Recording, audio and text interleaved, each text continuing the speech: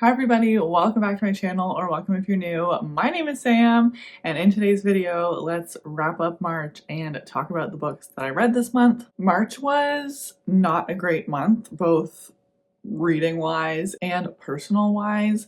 I ended up having 2 eye infections, or some sort of infection that just popped up in both eyes, so that was super fun. Fingers crossed, I'm over that now, because I don't want to deal with that again. That was so infuriating. And as a result, I was not able to read for honestly almost half of the month. So I guess where I ended up with the amount of books that I read is decent. So in March, I ended up reading 7 books, and these books also are not super highly rated. So just a great time all around in March. But let's just jump in, run through the books that I read this month. I think in part because I didn't love these books, and also in part I was kind of in a weird funk this month. We'll see how this goes because I don't remember a ton about what these books are about. So I started off the month finishing up the audiobook of Emily Wilde's Map of Other Lands. This is book 2 in the Emily Wilde series. I think there's just 1 book left. And for me, this was 2.5 stars. I really didn't love book 1, but I find it very hard to not complete series or not finish books in general. And I also know that a lot of people do really enjoy this series, so I wanted to give it a fair shot and read it all. Especially it is only 3 books, I figured I could just pop on the audiobook, maybe it would be a little bit better. I think cozy fantasy just really isn't for me. I just found it was talked about that these stakes were really high, but I didn't feel like there was very high stakes, and there just wasn't enough going on. It was very meandering, and the audiobook didn't really hold my attention as it was. In this series, we're following Emily Wilde, who is a professor and is working on a couple of different journals and research papers and things like that.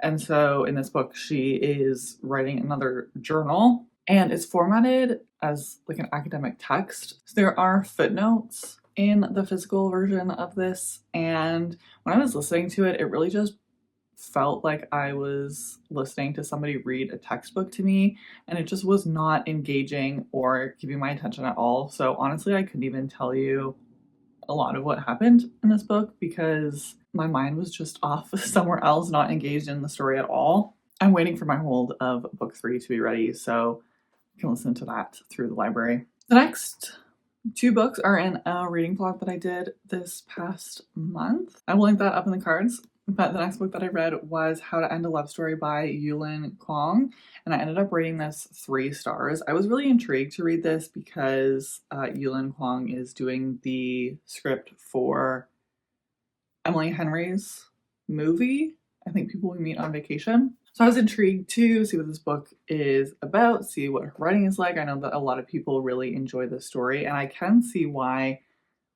people do enjoy the story. The writing was really good, but I just didn't feel connected to any of our characters. I really didn't like our female main character. It starts at the funeral of our female main character's sister when she's a teenager. And so our 2 main characters have a very complicated history with each other because of the way that this book starts.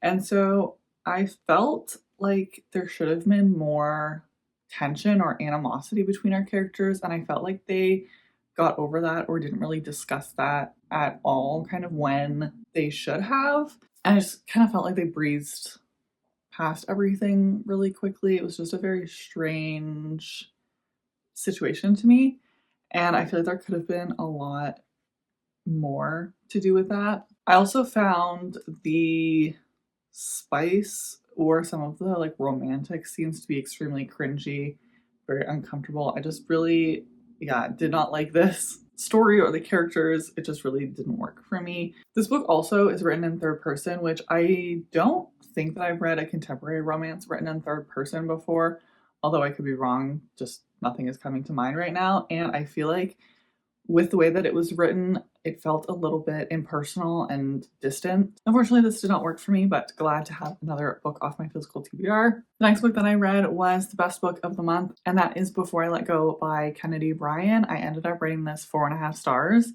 I absolutely love this book. I love the characters. I love the story. It was so emotional and there was depth and it was real and raw. Definitely check the trigger warnings before going into this one because it does talk about some deep and darker themes. In this one, we're following Yasmin and Josiah, who got a divorce in the last couple of years. And we learn very early on that they went through something extremely traumatic, but we're not really sure what. And we get sort of bits and pieces as our characters are going through life, dealing with parenthood of their 10 and 13-year-old, owning a business together, and just like living life. And I just have never read something like this before. And I thought it was very just different and, like I said, raw and just very much like the human experience, which I really appreciated. There was a lot of conversation about grief and healing, which I think is so important. And the way that it was done was very realistic. I just felt like it was missing something. I'm not exactly sure what that something was. I think I might have just wanted more of our characters together, which with the plot of the story, it was written the way that it should have been. I just love them together. The tension was great. It was very well done. I'm very excited to read more from Kennedy Ryan and especially to continue this series.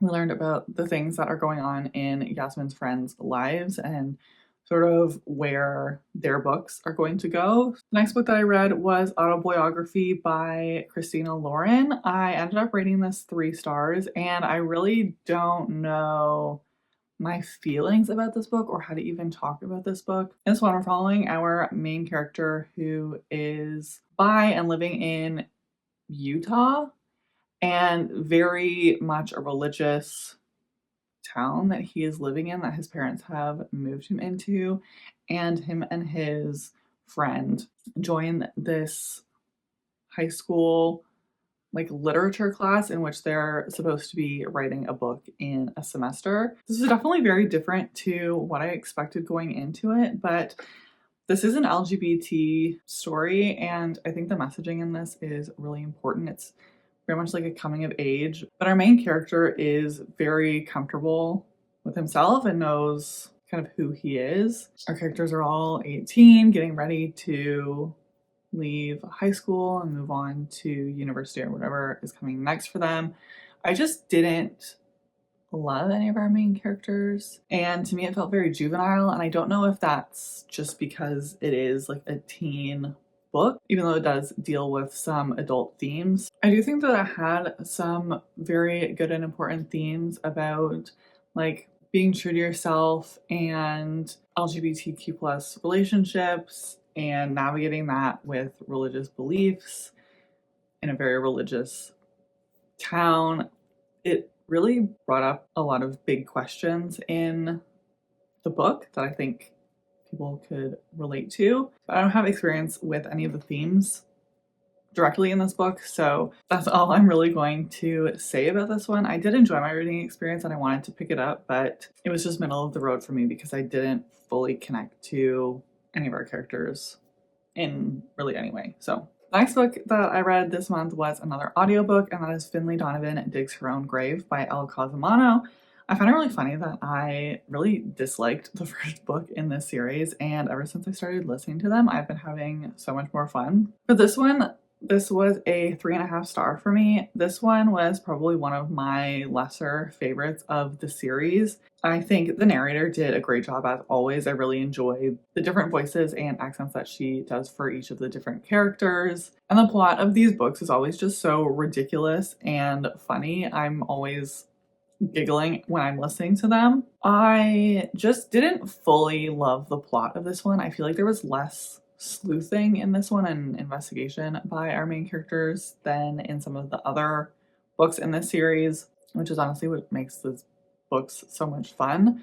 And because of that, I just found the ending wasn't super satisfying. I wanted a little bit more out of it, but that's all I'm really gonna say. This is like the 4th or 5th book in the series, and I think I saw that there's supposed to be 7 or 8 books, so I have another year to wait for the next book to come out, but I'm finally all caught up with this series. I'm intrigued to see where the series is going, although this book felt like the series was kind of just extending just to extend it. It's kind of getting a bit drawn out. I'm still very much enjoying them, but we'll see where they go. The next book that I read was Wings of Starlight by Alison Saft. This book is sort of the prequel to the Tinkerbell movies, which were some of my favorite movies growing up. They're still very much like comfort movies to me. So this book tells the story of Queen Clarion and Lord Mallory from the Winter Court. And when I heard that this had come out, I was so excited about it because, like I said, I absolutely love the Tinkerbell movies. I wanted to know what their romance story was about and what happened to them. There was definitely parts of this book that I really enjoyed. I was giggling and kicking my feet and swooning and so excited about it. But I don't know if I was just in a weird headspace and trying to finish a bunch of books off before the end of the month and trying to figure out my plan for the reading vlogs that I have to film for April. So I do feel that this was a very cute and very nostalgic story for me. I love Pixie Hollow, I love the fairies, and just that whole world is so much fun, and I'm glad that I was able to get another story from them. But I do feel like there wasn't much plot going on and it was a little bit slow. Like the main thing that our characters were dealing with seemed like it was very scary and a big deal, and it was being talked about as such, but I wasn't feeling the like tension and struggle that our character was going through when they were trying to figure out what was going on and how they were going to solve it. But overall, I did think that it was very sweet, and if you are a Tinkerbell fan or the Disney Fairies fan, definitely check it out. It's a very cute little story. And the last book of the month that I actually did a buddy read with bestie Emily. It took us forever to get through this book, in part because of my eye infection. We had to take a couple breaks. Sorry again. And also in part because we just really are not loving this series. So I'm very glad that, at least for now, we are caught up, and that is The Heat of the Everflame by Penn Cole. This was 2.5 stars for me. I have a lot of feelings about this book, and I don't want to entirely like drag it through the coals or anything. But if you did read this book, and whether you enjoyed it or you didn't enjoy it, I would really love to hear why, because I feel like everybody that I follow absolutely loves this series, and I have a very hard time with it. I really do not like DM, our main character. I really don't like the relationship between her and basically anybody else. She's very impulsive. I feel like this book in particular also was extremely meandering. Within the first 50% of this book, I already felt like 200 pages could have been cut and were entirely unnecessary. What I will say is we got to see a bit more of the world in this one, but the way that it was done felt very like just checking things off a list and not actually exploring the world and learning together. Was very much just like, okay, first we're here and now we're here and now we're here and now we're here. And okay, great, we've looked at all these different places. I was also subconsciously kept thinking back to my reading experience with ACOTAR, and although the stories aren't really the same, I guess there are some elements that are the same. And I just keep thinking back to that series and thinking about, I feel like we knew so much more by now. The books in the series is way longer than the books in ACOTAR. I feel like we still don't know anything. There are so many situations where our characters are in a conversation or researching something and they're about to say something important, and you know it's going to be important, but they get cut off because something interrupts them, or we just don't get to find out what they know. And it's so infuriating because it happens so often. Like, just let them speak. Just let them tell you what's going on and don't like just brush everybody off. I feel like if we just got a couple of answers sooner, this book could have been way shorter. Because this is over 1,000 pages, and that was entirely unnecessary for me personally. I also heard a lot of people saying that the ending is this crazy cliffhanger. And I don't know how we're gonna wait until the next book comes out because it's just so crazy and horrible. And it's not. It's not. It was just infuriating.